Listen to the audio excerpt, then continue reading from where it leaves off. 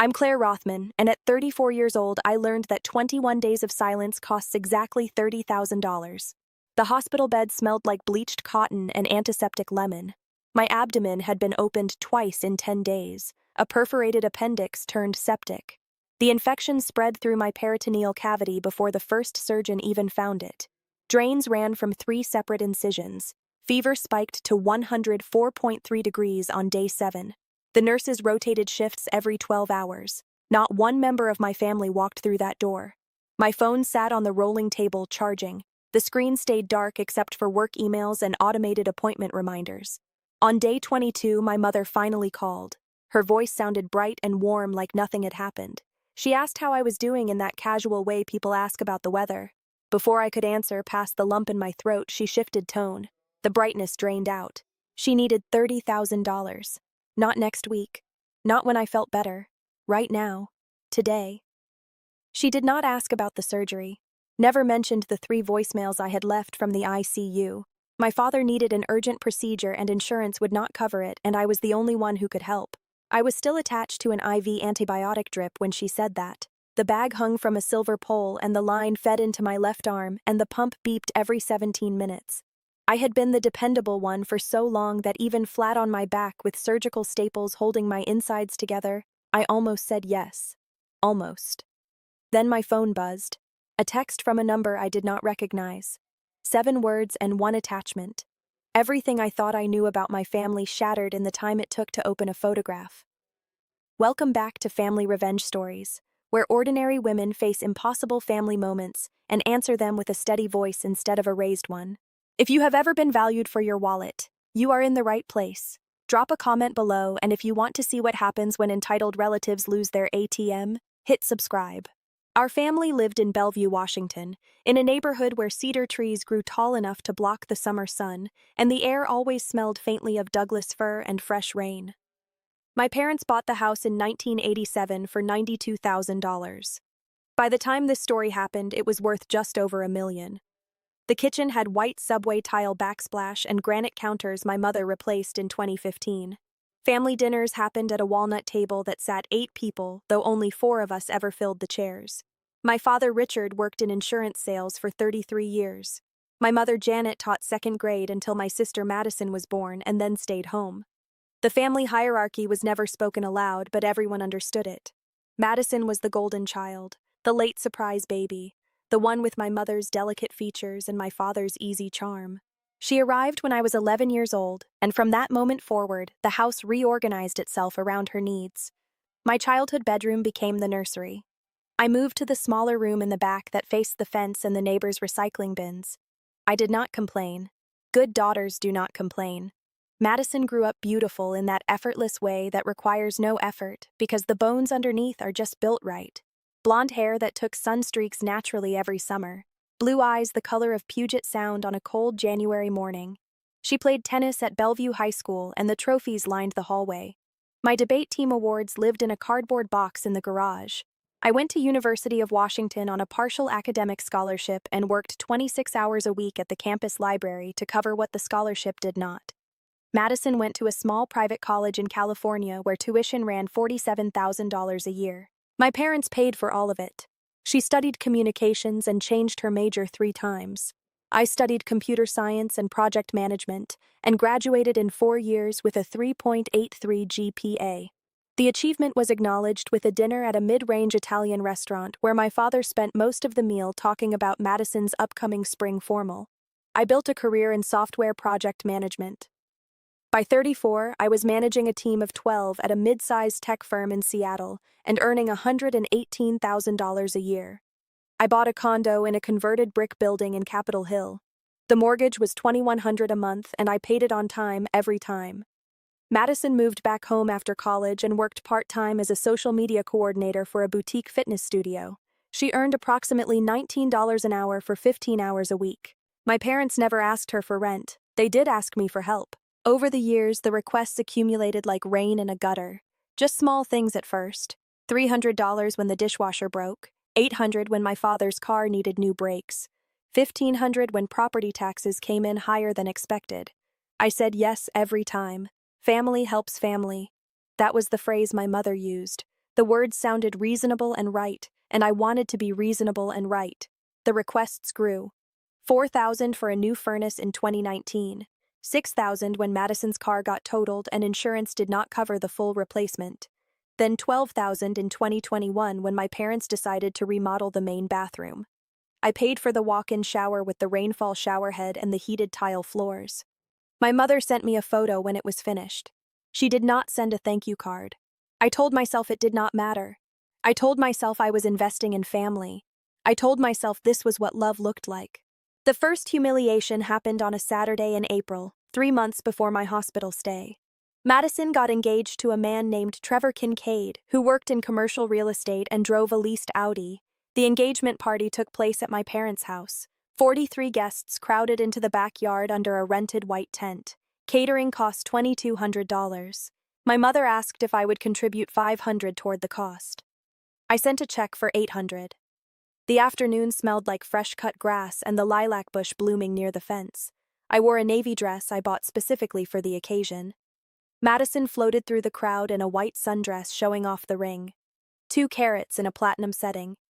Trevor proposed on a beach in Maui during a vacation his parents paid for. My Aunt Diane asked me when I would settle down. The question landed like it always did, with a faint edge of pity underneath the curiosity. Before I could answer, my mother appeared at my elbow holding a glass of white wine. She laughed in that light musical way and said, "Oh, Claire's married to her career. Someone has to be the successful one." The words were delivered like a compliment. The tone made them something else. My aunt nodded slowly. The conversation moved on. I stood there holding a plate of pasta salad and feeling the specific shade of worthless that comes from being valued for your wallet and dismissed for everything else. I did not say anything. I smiled. I ate the pasta salad. It tasted like nothing. The second incident happened in early June during a family dinner. Madison wanted a destination wedding. She had her heart set on a resort in Cabo San Lucas where the ceremony package started at $38,000 before flights and accommodations. My father looked tired when the subject came up. The lines around his mouth deepened. He said that amount was not realistic. Madison's face crumpled. Her eyes went shiny with tears that did not quite fall. My mother reached across the table and put her hand over Madison's. She turned to me. The kitchen light reflected off her reading glasses. "Claire, you've been so generous. Do you think you could help make your sister's dream come true?" The question was not really a question. The pressure in the room shifted. 3 faces looked at me. I had just paid off my car that month. The freedom of it had felt significant. No more $412 payments. That money could go into savings or retirement or toward the bathroom renovation my own condo needed. The grout around my shower had gone black with mold. I opened my mouth. What came out was, "I'll think about it." My mother's smile tightened just slightly at the edges. "Of course. No pressure. It's just that Madison only gets married once, and you're in such a good position to help." The words hung there, the implication clear. If I did not help, I was selfish. If I hesitated, I was small. I looked down at the roasted chicken on my plate. The skin had gone cold and slick with congealed fat. I cut a piece and chewed and said nothing else for the rest of the meal. The third humiliation was also the quietest. I called my mother on a Tuesday night in late June just to talk. Work had been brutal. A product launch went sideways, and I spent 14-hour days managing the fallout. I was tired in that bone-deep way where sleep does not fix it. I wanted to hear my mother's voice, wanted someone to ask how I was doing. The phone rang 4 times. When she answered, I could hear the television in the background, some home renovation show with upbeat music. I asked if she had a few minutes. She said sure, but made it sound like a favor. I started telling her about the project and the stress and how my senior developer quit in the middle of the sprint. She made a non-committal sound. Then she interrupted. "That's tough, honey. Hey, before I forget, did you get a chance to think about what we talked about? Madison's wedding?" The air went out of my lungs. I had not thought about it. I had been trying to keep my team from imploding and my own sanity intact. My mother kept talking. "Trevor's parents are contributing $20,000. It would mean so much if you could match that. You know how much family means to Madison." The television noise continued in the background. I stared at the wall of my condo where a framed print hung slightly crooked. I reached up and straightened it. The frame was cool and smooth under my fingers. "I'll see what I can do." My voice sounded far away. My mother's tone brightened immediately. "You're the best, Claire. I knew we could count on you." The call ended 2 minutes later. She did not ask anything else about my work, did not ask if I was eating or sleeping or okay. I sat on my couch in the dark and felt the specific loneliness of being needed but not wanted. The fourth incident happened at a Sunday brunch 3 weeks before my appendix ruptured. Madison brought wedding binders. 3 of them in different colors organized by category: flowers, music, timeline. My mother pored over the pages like they contained sacred text. My father read the newspaper. I drank coffee that had gone lukewarm in the cup. Madison showed us photos of bridesmaid dresses, blush pink, floor length, $280 each. She had 5 bridesmaids. I was not one of them. The list included her college roommate, 2 cousins from Trevor's side, and 2 friends from her tennis team in high school. My mother looked up. "Claire, you understand, right? Madison wanted to keep the bridal party to people she's really close with." The words were careful. The message was clear. I was not in that category. I nodded. My throat felt tight, but my face stayed smooth. "Of course. It's your day, Mads. You should have who you want." Madison smiled with relief. "I knew you'd get it. You're so practical." Practical. The word they used when they meant unfeeling. The word that made a virtue out of not mattering enough to hurt. I refilled my coffee. The pot was almost empty and the bottom smelled burnt. I poured it anyway. The inciting incident happened on July 14th. I woke up with pain in my right side, sharp and insistent. I thought it was food poisoning or a pulled muscle. By evening, the pain had spread and intensified. Fever set in. I drove myself to the ER at Overlake Medical Center at 11:42 at night. The triage nurse took my vitals. Blood pressure 140/95, temperature 102.1. They moved me back quickly. The CT scan showed a ruptured appendix, contamination in the abdominal cavity. I was in surgery by 3:30 in the morning. When I woke up, the surgeon explained that the infection was worse than expected. Peritonitis. I would need to stay for monitoring. They used words like septic and critical and possible secondary surgery. I was alone in a room that smelled like hand sanitizer and the faint sour smell of illness. My phone was in a plastic bag with my clothes. When I was lucid enough to use it, I called my mother. Voicemail. I called my father. Voicemail. I texted the family group chat. In hospital, emergency surgery, ruptured appendix, Overlake Medical Room 412. The message showed as read. No one responded. The nurses came in every 4 hours to check the drains and take blood. I learned their names. Angela on the day shift, Marcus at night. They were kind in that professional way healthcare workers are kind when they see too much suffering to take any of it personally. On day 3, my fever spiked again. The infection was not responding to the first antibiotics. They switched medications and scheduled a second surgery to wash out the cavity. I went under again. When I woke up, there were 3 drains instead of 1. I checked my phone. No calls, no texts. On day 5, I called my mother again. She answered this time. Background noise suggested she was in a store. "Claire, hi, what's up?" Her voice was distracted. I told her I had been in the hospital for 5 days, told her about the second surgery. My voice cracked despite my best effort to keep it steady. There was a pause. She said, "Oh, honey, why didn't you say something?" I closed my eyes. The ceiling tiles had small holes in them arranged in a pattern I had memorized. I did. I texted. I called. Another pause. "Well, it's been so crazy with the wedding planning. I'm glad you're okay, though. You are okay, right?" The question was not really a question. It was a request for permission to not worry. I gave it. "I'm managing." She said she had to go, that she was picking out table linens and the store closed in 20 minutes. The call lasted 3 minutes and 40 seconds. I know because I stared at the timer the whole time. She did not visit. My father did not visit. Madison did not visit. 21 days I stayed in that hospital. 21 days of vital checks and drain outputs measured in milliliters and physical therapy walks around the 4th floor corridor. 21 days of eating Jell-O cups and broth and eventually bland pasta. 21 days of other patients having visitors, voices in the hallway, flowers delivered to other rooms, balloons. I had none of it. My coworkers sent a plant, a pothos in a ceramic pot. My manager checked in by email, but my family was silent. On day 22, I was finally discharged. A nurse named Angela wheeled me down to the pickup area. I had called a rideshare. No one offered to pick me up because no one knew I was being released because I stopped telling them anything. The apartment felt foreign. I had lost 14 pounds. My clothes hung differently. The incisions pulled when I moved. I was home for less than 3 hours when my mother called. Her voice sounded warm, concerned. She asked how I was feeling. The question opened something in my chest that I had kept sealed.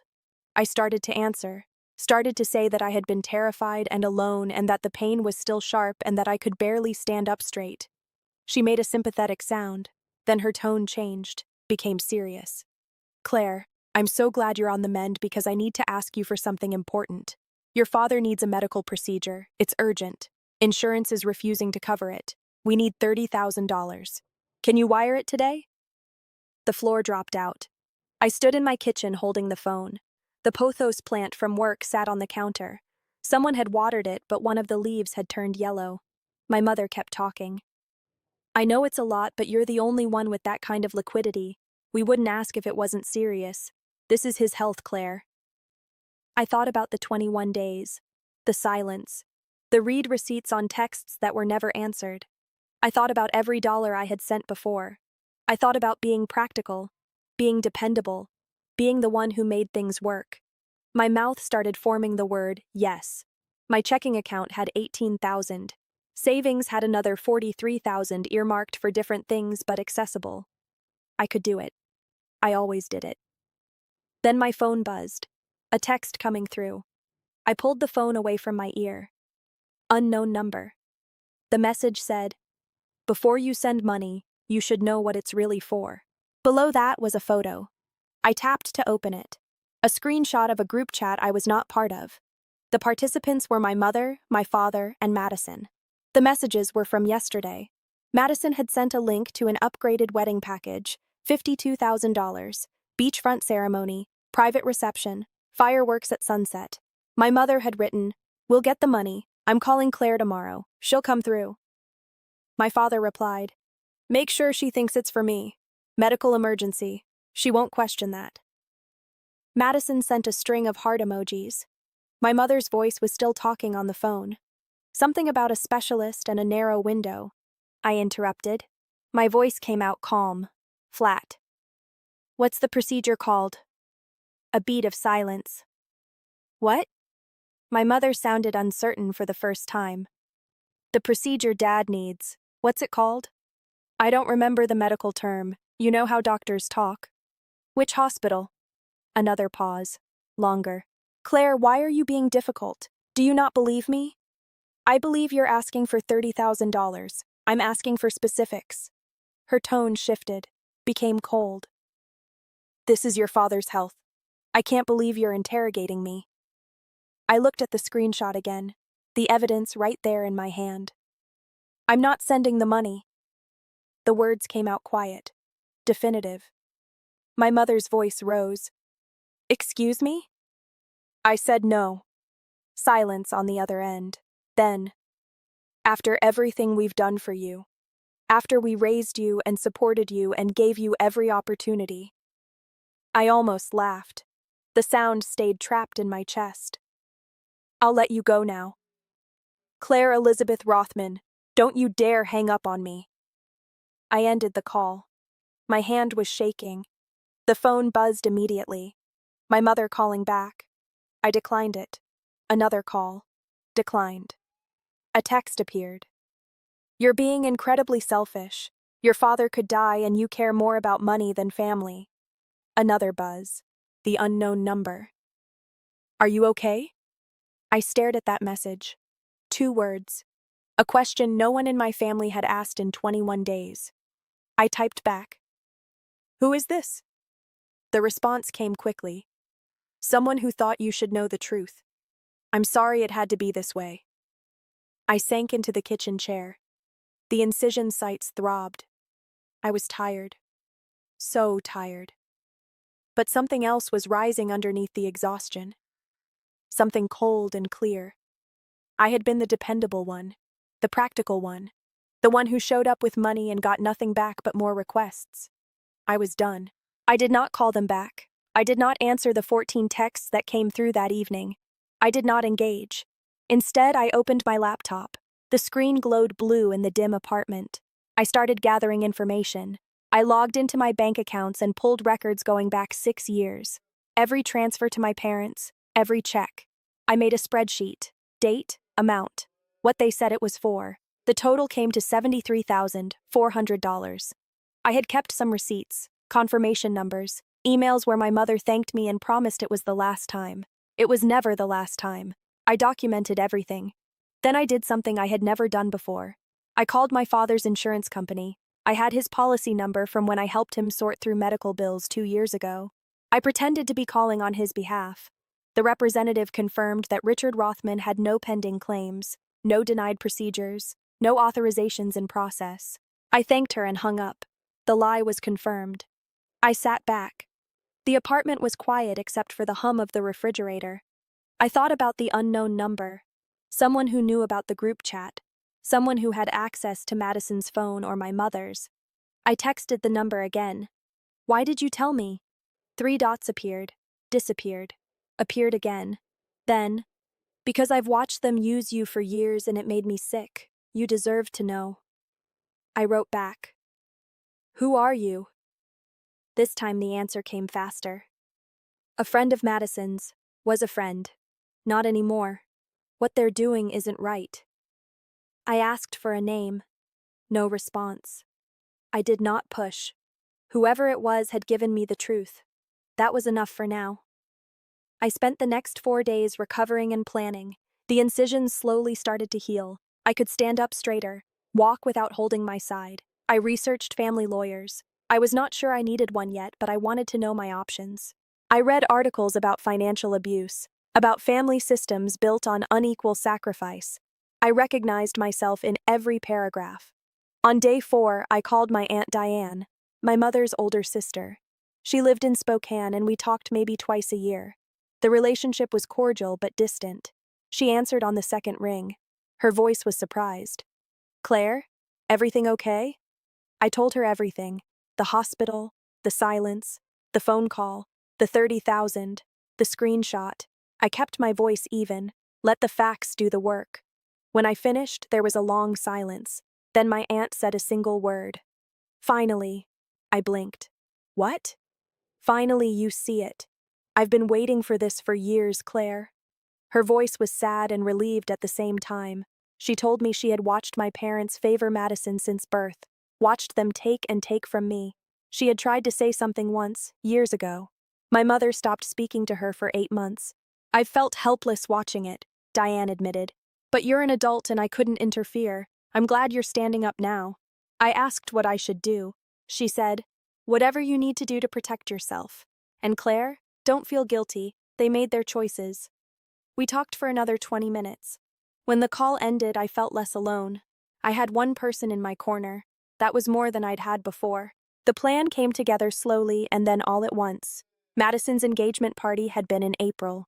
The wedding was set for August 27th, 3 weeks away. My parents were counting on my money to cover the upgraded package. Without it, they would have to tell Madison no or scramble to find another solution. I could simply let them implode.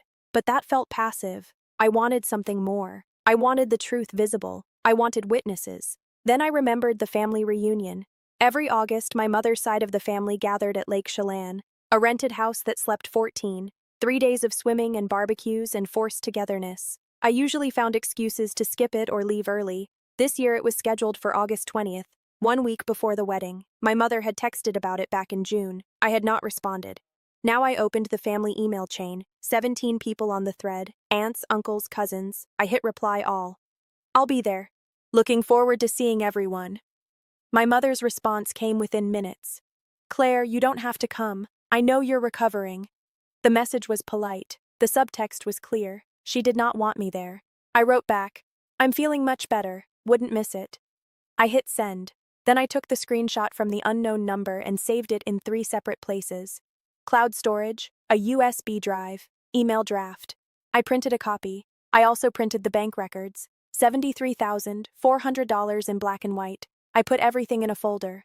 Then I went shopping. I needed a dress that fit my new thinner frame. Something simple. I found one at Nordstrom, pale gray, three-quarter sleeves to hide the bruising on my arms from IVs. It cost $142. I did not feel guilty. I also bought a small wireless speaker. The plan required audio. I tested it in my apartment. The sound quality was good. Clear. I was ready. Lake Chelan in August smelled like sunscreen and lake water and charcoal smoke. The house my uncle rented sat 50 yards from the shore. Pine trees surrounded the property. I arrived on Friday afternoon. My mother was in the kitchen slicing watermelon. She looked up when I walked in. Her smile was tight. "Claire, you made it." I set my bag down. I did. My father was out on the deck. Madison was not there yet. She and Trevor were driving over in the morning. Other family members filtered in throughout the evening. My Aunt Diane gave me a long hug and whispered, "I'm here." I squeezed her hand. Dinner was salmon on the grill and potato salad and corn on the cob. 18 of us around a long table on the deck. The sun set late and turned the lake orange. Conversation flowed. My cousin asked about my job. I gave the short version. My mother changed the subject to Madison's wedding. She talked about the venue and the dress and the flowers. Her voice was animated. My father nodded along. No one mentioned that the wedding was in financial jeopardy. No one mentioned that I had been in the hospital. I ate my salmon. It was good, smoky and tender. I waited. Saturday was the main event. A big barbecue lunch, tri-tip and ribs. My Uncle Jerry was in charge of the grill. Madison and Trevor arrived mid-morning. She looked tan and happy. Her hair was pulled back in a ponytail. She hugged people and showed off the ring again. Trevor shook hands and called everyone sir or ma'am. He was trying. I stayed on the periphery, watched. After lunch, my Uncle Jerry called for everyone to gather. He liked to make toasts, give little speeches. It was tradition. People settled into chairs or stood in clusters, 17 people total. I had positioned myself near the outdoor table where someone had set up a Bluetooth speaker for music. I quietly disconnected their phone and connected mine. No one noticed. My uncle started talking about family and tradition and how lucky we all were. People nodded, smiled. Then my mother stood. She cleared her throat. "I just want to say how excited Richard and I are for Madison's wedding. It's going to be a beautiful celebration, and we're so grateful for all the family support." She looked around. Her eyes skipped over me. "It takes a village, as they say. We've been blessed." People murmured agreement. Madison beamed. This was the moment. I stood. My legs felt steady. The incisions pulled slightly, but the pain was manageable. "Can I say something?" My mother's face froze, just for a second. Then the smile returned. "Of course, Claire." I looked around at the faces. Family I saw once a year. People who knew the surface version of our lives. I pulled out my phone. I want to talk about support, and family, and what those words actually mean. My mother's smile faded. "Claire, this isn't the time." "It's exactly the time." My voice stayed calm. I tapped my phone screen. The speaker on the table connected. I played the audio file I had prepared. My mother's voice came through crystal clear. The phone call from day 22, her asking for $30,000, her saying it was for my father's urgent medical procedure. Then a pause and the next clip. The screenshot I had converted to audio using text-to-speech. My mother's text. "We'll get the money. I'm calling Claire tomorrow. She'll come through." My father's response. "Make sure she thinks it's for me. Medical emergency. She won't question that." Madison's heart emojis rendered as the word hearts. The audio stopped. Silence settled over the deck. My Uncle Jerry's mouth was open. My Aunt Diane's face was sad but not surprised. My mother had gone pale. Madison looked confused. My father stared at his plate. I kept my voice level. "I spent 21 days in the hospital. Perforated appendix, sepsis, 2 surgeries. I texted, I called. No one came. But 3 days after I got home, Mom called asking for $30,000. She said Dad needed an emergency procedure. I almost sent it. Then someone who still has a conscience sent me this." I held up my phone showing the screenshot. The money was never for Dad. It was for Madison's wedding upgrade. $52,000 for fireworks and a beachfront ceremony. I pulled out the printed bank statements. "Over the past 6 years, I've given this family $73,400. I have records. Every request came with a story, a crisis, a need. I said yes every time because I thought that was what family did." I looked at my mother. Her hands were shaking. She opened her mouth, but nothing came out. I continued. I called Dad's insurance company. There is no pending procedure, no denied claim. It was a lie, all of it. Trevor was staring at Madison. You knew about this? Madison's face flushed. I didn't know she was in the hospital. But you knew they were lying to get money from her. Trevor's voice was quiet, dangerous. Madison did not answer. My father finally spoke. Claire, you're making this sound worse than it is. We were going to pay you back. I laughed. The sound came out sharp and brief. With what? You've never paid me back. Not once. I turned to address everyone. I'm not telling you this for pity. I'm telling you because I'm done. I'm done being the dependable one, the practical one, the bank. I'm done with a family that only calls when they need something.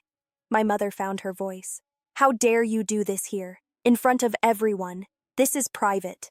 You made it public when you spent years performing the role of loving mother in front of these people while treating me like an ATM in private. I'm just correcting the record. My Aunt Diane started clapping, slow and deliberate. My Uncle Jerry looked at my mother. Janet, is this true?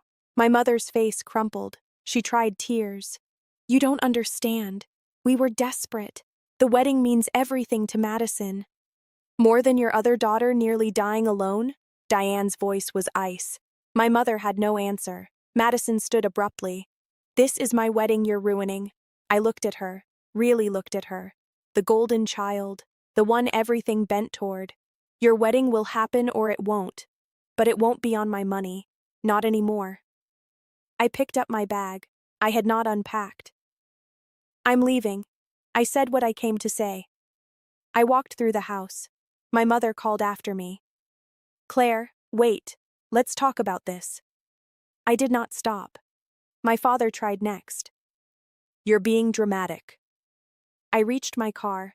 A cousin I barely knew named Eric was standing near the driveway. He caught my eye, nodded once, respect in the gesture. I drove away. In the rearview mirror, I could see people still standing on the deck, the family fracture visible now. No more pretending. The fallout happened in waves. First came the texts. My mother sent 37 messages over 3 days. They started with anger, accusations of betrayal and cruelty, then shifted to bargaining, promises that things would change, then guilt, reminders of everything they sacrificed raising me. I did not respond to any of it. My father called twice, left voicemails. His tone was stiff. He said I had embarrassed the family, made a spectacle. He did not apologize. Madison sent one text. I hope you're happy. You ruined everything. I blocked all 3 numbers. My Aunt Diane called to check on me. She said the rest of the day at the lake had been tense. People took sides. My Uncle Jerry demanded the full story from my mother. She tried to downplay it, claim I had misunderstood, but too many people had heard the audio, seen the bank statements. The truth was out. Diane also told me that Trevor and Madison had a screaming fight that night. Voices carried across the lake. She did not know the details, but Trevor left early the next morning, alone. 2 weeks later, I got a call from my cousin Eric, the one who had nodded at me. He said he had always suspected our family dynamic was off but never knew how bad it was. He apologized for not reaching out sooner. We talked for an hour. It was the first real conversation I had ever had with anyone in that family besides Diane. He told me Madison and Trevor postponed the wedding. No official reason given, but everyone knew. Trevor's parents had pulled their $20,000. Without my contribution and without theirs, the destination wedding was impossible. Madison moved out of my parents' house, got an apartment with a friend, started working full-time. My parents put the house up for sale in September. I learned this not from them, but from a real estate listing my aunt found online. They were downsizing. The market value was listed at $1.1 million. I felt nothing when I saw it. In October, my mother sent a letter. Actual paper. Mailed to my address. The handwriting was hers. The letter was 3 pages long. She said she was sorry. Said she had not realized how much she had hurt me. Said she wanted to rebuild our relationship. The words were right, but they felt empty. Apologies that come only after public exposure are not real apologies. They are damage control. I did not respond. In November, I got a Facebook message from the unknown number. It was a woman named Kelsey. She had been one of Madison's bridesmaids, the tennis team friend. She said she sent me the screenshot because she had watched Madison brag about manipulating me for years. Kelsey's own sister had been financially abused by their parents, and she could not stay silent anymore. She and Madison were no longer friends. I thanked her, told her she had changed my life. She said I had changed hers too. Watching me stand up gave her the courage to confront her own family situation. We met for coffee in December. She was kind and fierce, and we became real friends. The kind of friend who shows up, who asks how you are and waits for the real answer. My parents never called again after the letter. Madison sent a Christmas card, generic, signed with just her name. I threw it away. The family split cleanly. Diane and Eric and 2 other cousins stayed in contact with me. The rest either sided with my parents or stayed neutral, which is the same as siding with them. I did not mourn the loss. You cannot lose what you never really had. I am 41 now. 7 years past that lake house and that hospital bed and that phone call that tried to take $30,000 from a woman still healing from sepsis. I live in a different condo. Bigger. Better light. The bathroom has new grout. I renovated it myself with money I did not send to anyone else. I am single and I do not apologize for it. My career is strong. I manage a team of 23. I make $154,000 a year. I have savings that no one else has access to. I have boundaries that I do not negotiate. I learned that being dependable does not mean being a doormat. I learned that family is supposed to be a two-way street, and when it is not, you are allowed to stop traveling down it. I learned that the people who call you selfish for protecting yourself are usually the ones who benefited from your self-sacrifice. I lost my parents. I lost my sister. I lost the idea of the family I thought I had. But I gained something more valuable. I gained myself. I gained the knowledge that I am worth more than my bank account. I gained friendships built on mutual respect instead of financial obligation. I gained peace, the kind that comes from knowing you do not owe anyone your destruction. People ask sometimes if I regret what I did at the lake, if I wish I had handled it privately. The answer is no. They humiliated me in private for years. They spent my money and my love and gave back nothing but more requests. I simply brought the truth into the light. If that made them uncomfortable, they were not uncomfortable with me. They were uncomfortable with themselves. I am Claire Rothman, and I am no longer the dependable one. I am the free one. Thank you for staying until the end. Your presence here matters. Must hit the subscribe. I'll see you in the next story.